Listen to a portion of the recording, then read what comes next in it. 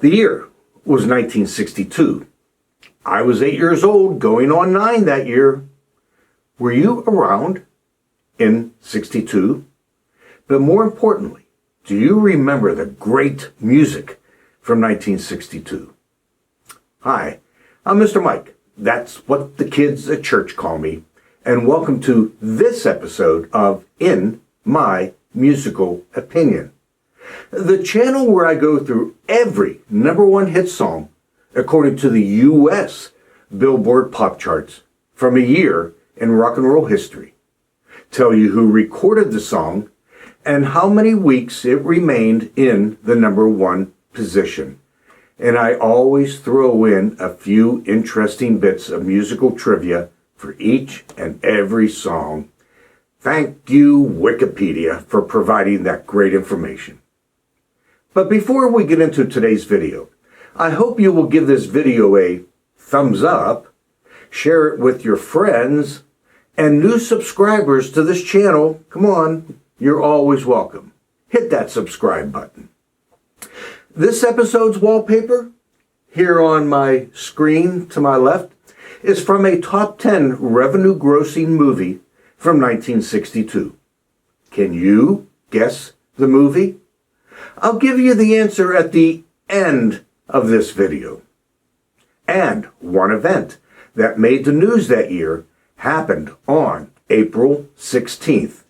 On that day, Walter Cronkite, remember him? Walter Cronkite? He took over as the lead news anchor of the CBS Evening News, during which time he would become, as they would say, the most trusted man in America. Well, let's ask his wife that question. Walter Cronkite held that news anchor position until 1981. And in my opinion, every journalist in the news media needs to be like Walter Cronkite. Today, I'll be going through the year 1962. There are 21 #1 hit songs in 62, with 5 of them at #1 for only 1 week. Then stick around to the end to see which ones are, in my musical opinion, my top 5 hits from this year. And I know that you will have a top 5 too. Let's get started. Kicking off at #1 for the year 1962 are The Tokens with the song The Lion Sleeps Tonight. The song was originally written and first recorded in 1939 by Solomon Linda from South Africa under the title Mabube. The lyrics to this original version were written in Zulu. The Lion Sleeps Tonight ended 1961 as #1 for 2 weeks and stayed at #1 for 1 more week beginning in 1962 for a total of 3 weeks. In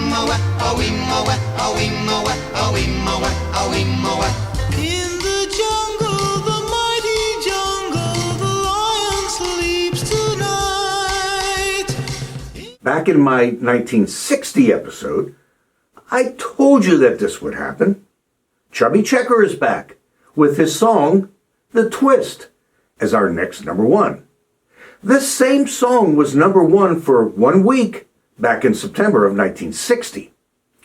Having the same artist with the same song being a #1 at 2 different times has only happened twice. First, with this song, The Twist, and then again 59 years later, when in December of 2020, Mariah Carey's song, All I Want for Christmas Is You, reached #1 after previously topping the charts the year before, in 2019. The Twist remained as the #1 song this time around, 2 weeks.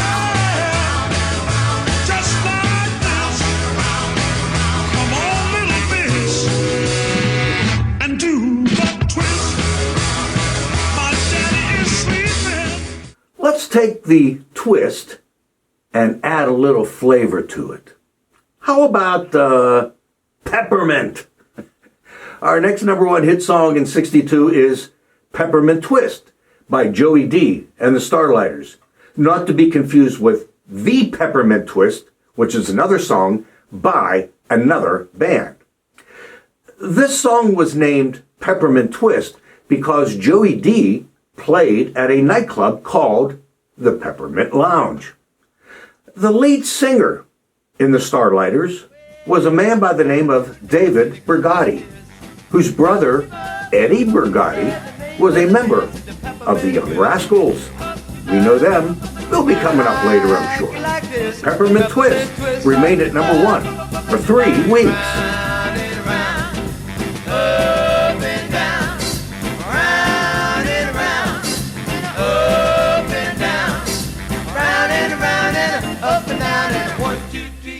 Our next number 1 is from a man whose name is Eugene Dixon. But in the music business, he goes by the name Gene Chandler.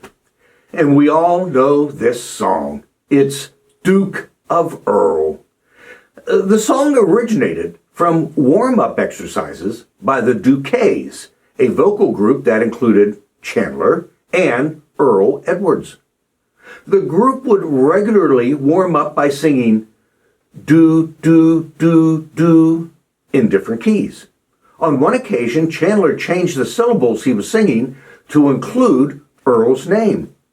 And the warm-up exercise became the words do, do, do, Duke of Earl. And that, my musical friends, is sometimes how songs happen. Duke of Earl topped the charts in the US for 3 weeks. We will share. Yes, I'm gonna love you. Oh, nothing can stop me now. It's the weekend, ending March 10th, and we have Bruce Chanel with his number 1 hit song, Hey Baby. The song was written by Bruce Chanel and Major Bill Smith. It was released on the Smash record label. The harmonica played on this song is by, ready? Delbert McClinton. Anne Murray did a cover version of this song in 1982, which reached number 7 on the US country chart. Hey Baby stayed at number 1 for 3 weeks. When I saw you walking down the street, I said that's the kind of gal I like to meet. She's so pretty, Lord. We heard of this female artist last year, and she's back with another number 1 here in 1962. It's Connie Francis with Don't Break the Heart That Loves You. The song was written by Benny Davis and Ted Murray. The song was a success for 2 artists in 2 different genres. Connie Francis in the pop field here in 1962, and Margot Smith as a country version in 1978. Did you know that Connie Francis's real name is Conchetta Rosa Maria Francanoro? Neither did I, and I hope I said that right. Don't Break the Heart That Loves You stayed in the number 1 spot for only 1 week. Please be fair. Why do you flirt and constantly hurt? She was a TV star, playing the part of Mary Stone in The Donna Reed Show. Her name is Shelley Fabre, and her number 1 hit is Johnny Angel. Fabre did not consider herself a singer, but was expected to sing this song on the show.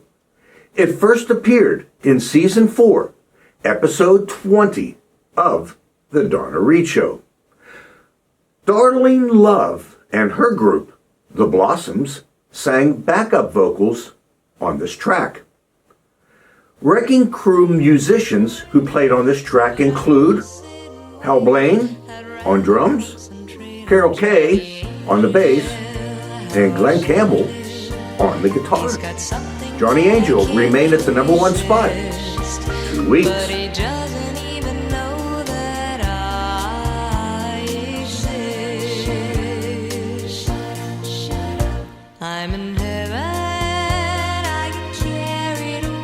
the king of rock and roll, Elvis Presley, if you didn't know that, is back with his next number one hit song, Good Luck Charm. This would be Presley's 17th number one hit song on the US Billboard Pop Charts. The song was written by Aaron Schroeder and Wally Gold. Presley is joined vocally on the chorus by Jordanaire's first tenor, Gordon Stoker. Good Luck Charm stayed at number one for 2 weeks.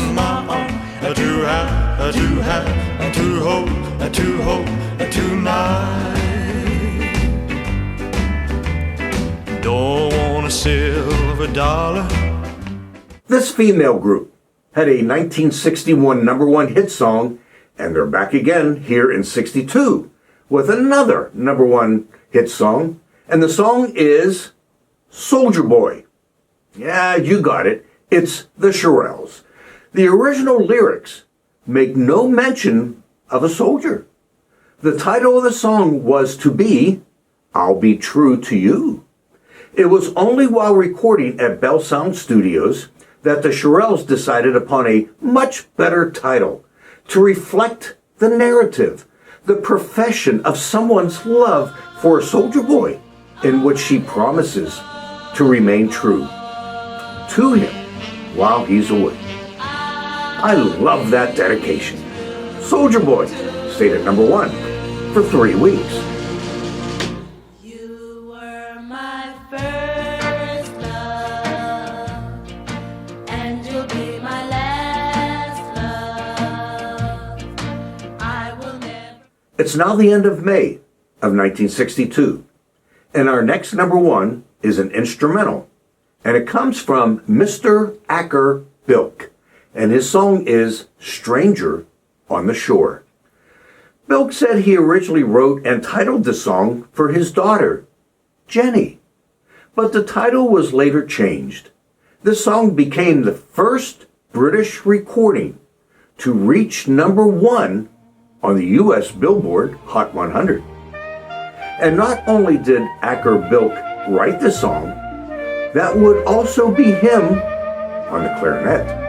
Stranger on the Shore spent 1 week at the number one spot.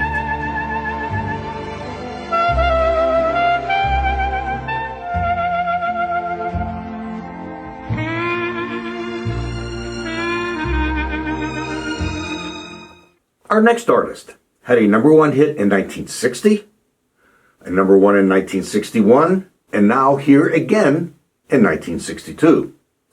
It's Ray Charles with the song I Can't Stop Loving You. The song was written and composed by the country musician Don Gibson, and his version reached number 7 on the US country charts in 1958.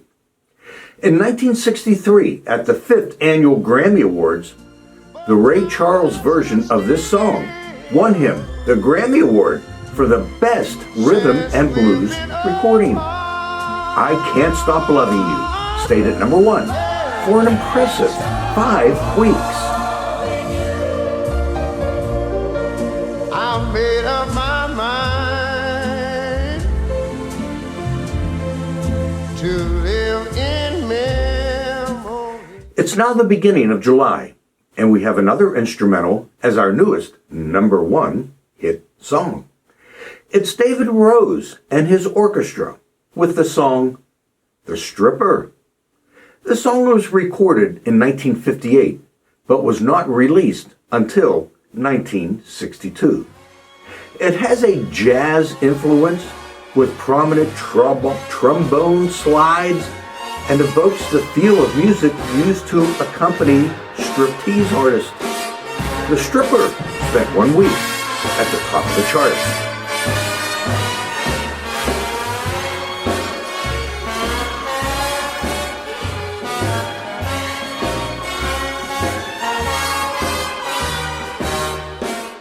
What color are roses?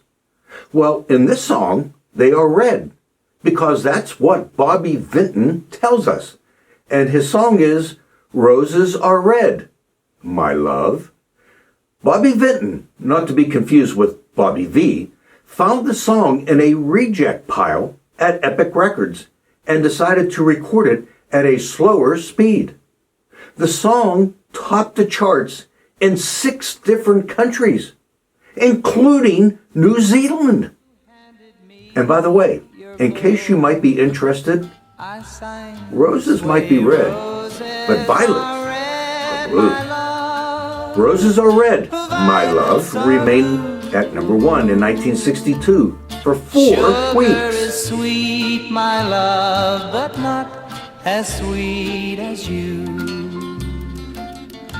We dated through high school. And Neil Sedaka has our next number 1 song with the song Breaking Up Is Hard to Do. Sedaka recorded the song twice, a faster version here in 1962, which went to number 1, and a slower version in 1976, which went to number 8. On this version, the background vocals are performed by the female group, the Cookies.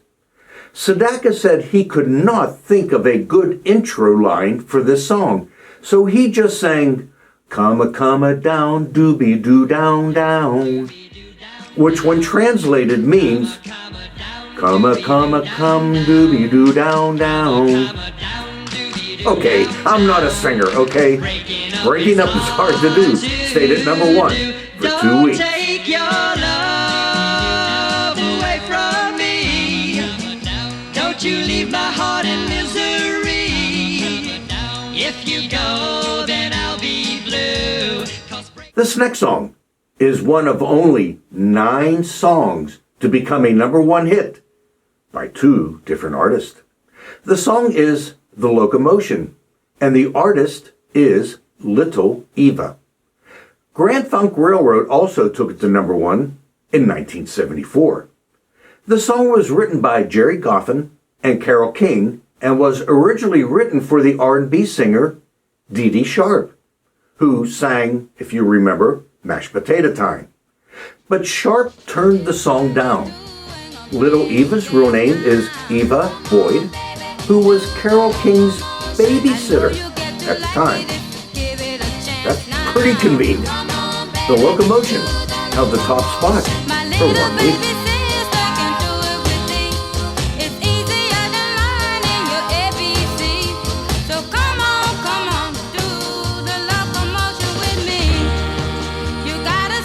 Next, we have Tommy Roe with his first number 1 hit song, Sheila.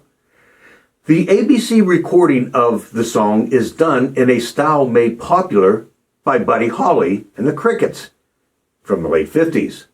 The strumming pattern, the tempo, the drumming, and even the chords, both songs are in the key of A, bear particularly strong resemblance to the Crickets' Peggy Sue. Even Roe's vocals are similar to that of Buddy Holly. Sheila remained at number 1 for 2 weeks. Feel funny inside. Then little Sheila whispers in my ear, I love you, Sheila dear. Sheila said she loved. We go from one girl named Sheila to another girl named Sherry. And we go from Tommy Roe to the Four Seasons. At the time of this recording, the Four Seasons consisted of Frankie Valli on lead and falsetto vocals, Bob Gaudio on keyboards and tenor vocals, Tommy DeVito on lead guitar and baritone vocals, and Nick Massey on bass guitar and bass vocals. Bob Gaudio was responsible for writing most of the hit songs for the Four Seasons. All members at this time were from Newark, New Jersey. Sherry remained at number 1, 5 weeks. Sherry, can you come out tonight? Come out tonight. Sherry. Our next number 1 can certainly be called a novelty song. Now remember, it's the middle of October, and the song is Monster Mash, and the band is Bobby Boris Pickett, and the Crypt Kickers. There really was no official band, the Crypt Kickers. They were just a bunch of guys singing backup on this one song. Backup singers consisted of Gary Paxton, who also did the song Alley Oop, Johnny McRae, Ricky Page, and Terry Berg. In October of 1962, right at Halloween, it was Monster Mash as the #1 song for 2 weeks. He did the monster mash from my laboratory in the castle east to the master bedroom where the vampires feast. The ghouls all came from their... Early November brought us our new #1 hit song, He's a Rebel, by the Crystals. The song was written by Gene Pitney and was originally recorded by Vicky Carr and by the girl group The Blossoms. We heard of them earlier. Produced by Phil Spector, the Blossoms version was issued as a single credited to the Crystals. The song is about a girl in love with a young man who spurns society's conventions. Despite his being misunderstood by others, the singer claims he is sweet and faithful and vows to be the same towards him. Yeah, right. Let's see how good that works out. He's a rebel. We made it #1. 2 weeks.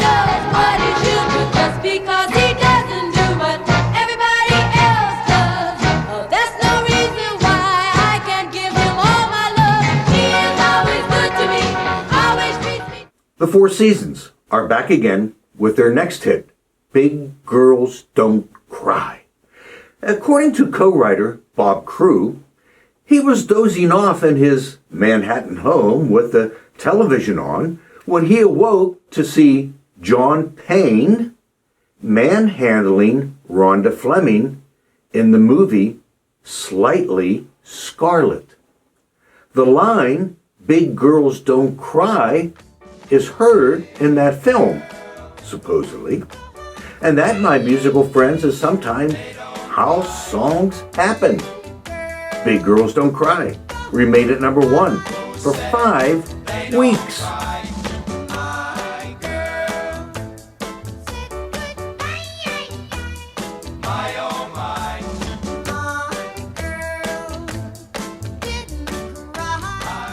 What song ends our list of #1s for 1962?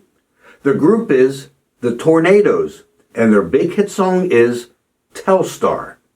Now, do not confuse this British band, Tornadoes, with the American surf band, the Tornadoes. Same name. One has an E and one doesn't. The British band performed this song, Telstar. This song was named after the Telstar communication satellite, which was launched into orbit on July the 10th, 1962.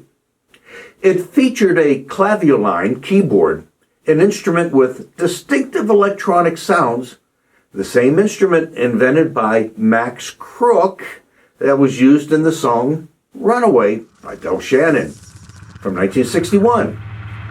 Telstar ended 1962 as #1 for 2 weeks and stayed at #1 for 1 more week beginning in 1963 for a total of 3 weeks.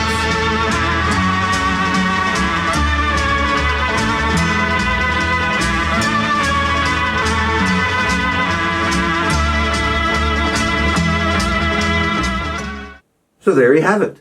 The 21 #1 hit songs from the US Billboard Pop Charts from the year 1962. And as with any year in rock and roll history, there are plenty of other songs that were out that we loved even more than these #1 hits. 3 songs from 1962 that I really liked that did not make it to #1 are Sealed with a Kiss by Brian Hyland, only made it to #3. She Cried by Jay and the Americans, only made it to #5. And The Wanderer by Dion, only made it to #2. Unfortunately, these 3 songs never made it to the number one position. So, how do I rate them? Answer: on the memories, the music, the lyrics, and anything else I might like about the song, or the artist, or the video. Wait a second, videos don't exist in 62. Or maybe they do. And for me, every song can be based on something different. So which ones, in my musical opinion, are my top 5 1962 favorites? I'll confess that there were far more 1962 songs that didn't make it to number one that I like better than these 21. But here you go. And my number 5 is Breaking Up Is Hard to Do by Neil Sedaka. It has nothing to do with the lyrics. It made my top 5 only because I liked the flow of the song. I liked the beginning. Comma, comma, down, doobie, doo, down, down. It's so 60s. I like the way he multi-tracked his own voice.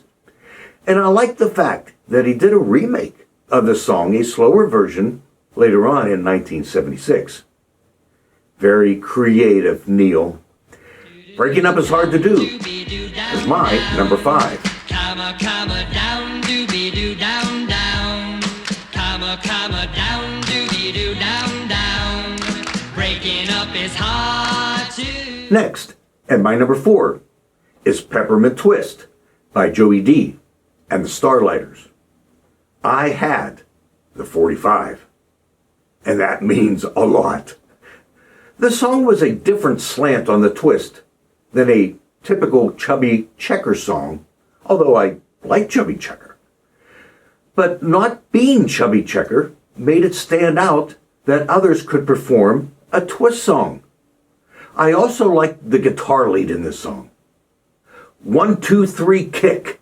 1, 2, 3, jump. Peppermint Twist is my number 4.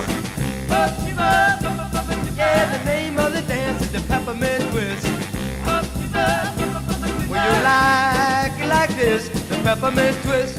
Moving on to my number 3 is Duke of Earl by Gene Chandler. It was just a great song with great singing. If you were alive in 1962, even if you were just born or just a baby, you heard those 6 opening words. Duke, Duke, Duke, Duke of Earl. And you could sing them. Everyone knew that opening line. But did you know, one verse says this, and I quote, "And when I hold you, you'll be my Duchess, Duchess of Earl. We'll walk through my dukedom, and a paradise we will share," end quote. A dukedom? What is a dukedom? Well, I guess if a king has a kingdom, a duke has a dukedom. Go ahead, look it up. Duke of Earl is my number 3. Yes, I'm gonna love you. Nothing can stop me now. My number 2 song for 1962 is Big Girls Don't Cry by the Four Seasons. These guys were different. They were a band without a drummer, and they used matching Fender amps. Loved it. The lead singer sang with a super falsetto voice, and Bob Gaudio, their keyboard player, wrote a lot of great songs for this group. And every one of their songs had lyrics that were relatable to someone's story. The movie Jersey Boys was about the Four Seasons and how they got started. If you haven't seen this movie, I recommend you go see it. You can thank me later. But remember, big girls do cry. Big Girls Don't Cry as my number 2. They don't cry. And my favorite number one song of 1962 is You Are Not Going to Ever Guess This. It's Johnny Angel by Shelley Fabares. I don't think I ever missed an episode of the Donna Reed Show because I was secretly in love with Shelley Fabares. Oh, she was beautiful. And when she sang Johnny Angel on season 4, episode 20, aired on February 1st, 1962, I went out and bought the 45. Yes, it was the first 45 I ever bought with my own 8-year-old money. Anything for Shelley Fabares. Besides my childlike crush on Fabares, it actually was a very good song. And the flip side, Where's It Going to Get Me, was a good song too. Johnny Angel as Mr. Mike's number one out of all the number ones for 1962. Johnny Angel, how I want him. He's got something that I can't resist, but he doesn't. Well, there you have it. The 21 number one hit songs from the year 1962 and, in my musical opinion, my top 5 from that year. What were your top 5 songs from this year? Let me put it to you this way. If you had all 21 of these 45s, which 5 would you take to your best friend's house to play? Leave your favorites in the comments below. I love reading about the songs that are your favorites, even though most of the time you disagree with me, and that's okay. The wallpaper on my PC is from the 1962 movie Lawrence of Arabia, directed by David Lean. This movie came in number 2 for highest revenue grossing movie for 1962. The number 1 movie that year was The Longest Day. Well, I hope you enjoyed this trip down memory lane, revisiting the number 1 hit songs and a movie from 1962. Come back again when I take us through another year in rock and roll history, look at every number 1 hit song from that year, and then, in my musical opinion, give you my top 5.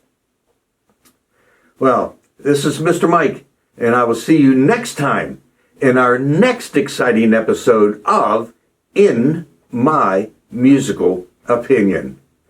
Keep rocking.